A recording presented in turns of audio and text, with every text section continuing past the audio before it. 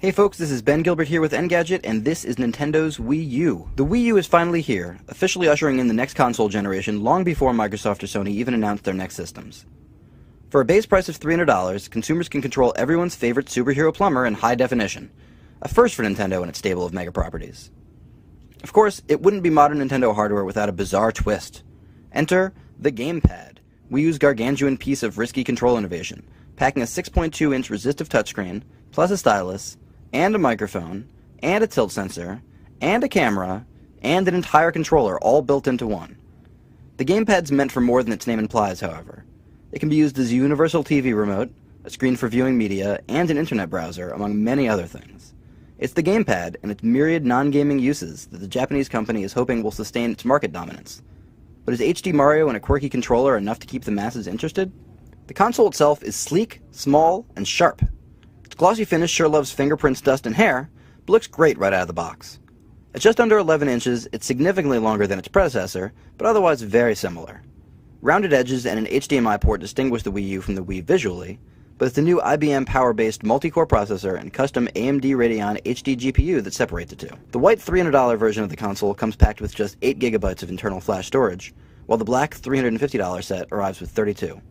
The 1.1-pound, 11-inch Wii U Gamepad is, with few exceptions, the most complex game controller ever made. Sadly, it seems that all that innovation comes at a cost.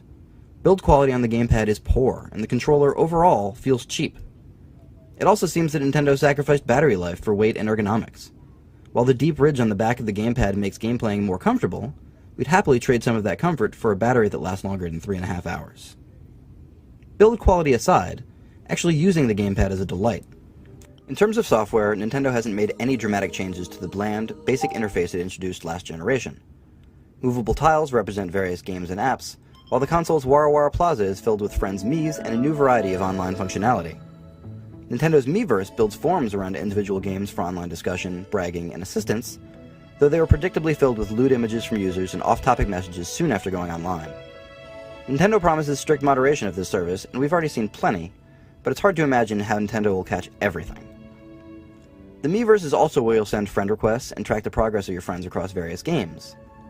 As the Wii U has no console-wide trophy or achievement system, bragging rights are relegated to Miiverse posting. The console's digital storefront, the eShop, is thankfully much improved over its 3DS iteration. Finding content is easy and quick, as is making purchases. Bizarrely, like Sony's PlayStation 3, the Wii U parses file downloads from installs, and nothing can be done while a game installs. Here's hoping Nintendo streamlines the process in future UI updates. The Nintendo Network provides the backbone for Miiverse, and also parses out your friends list for in-game browsing. Unfortunately, actually managing that friends list can be a mess. Friends can be registered through the list, though a request won't show up on your friend's console unless you send a separate friend request through Miiverse. An internet browser is also included, which works fine, but nowhere near as well as a dedicated tablet or laptop browser does. While the online functionality currently in Wii U is a huge step forward compared with Nintendo's last effort, it still doesn't even match that of Microsoft's Xbox 360 or Sony's PlayStation 3. Nintendo's Wii U is a system full of promise and innovation, but not one we can recommend to everyone. Longtime gamers will love the innovation Wii U's Gamepad brings to bear, while mainstream converts from last generation's Wii are likely to be puzzled by its complexity. With mainstream offerings like Nintendo TV not available at launch, and delays simultaneously affecting various media streaming apps, not to mention the total lack of an on-demand store, it's hard to imagine the intended audience for the console as it currently stands. Outside of the most dedicated gamers, of course. Unfortunately, even some of those folks will be turned off by the half-baked online and lackluster Gamepad battery life.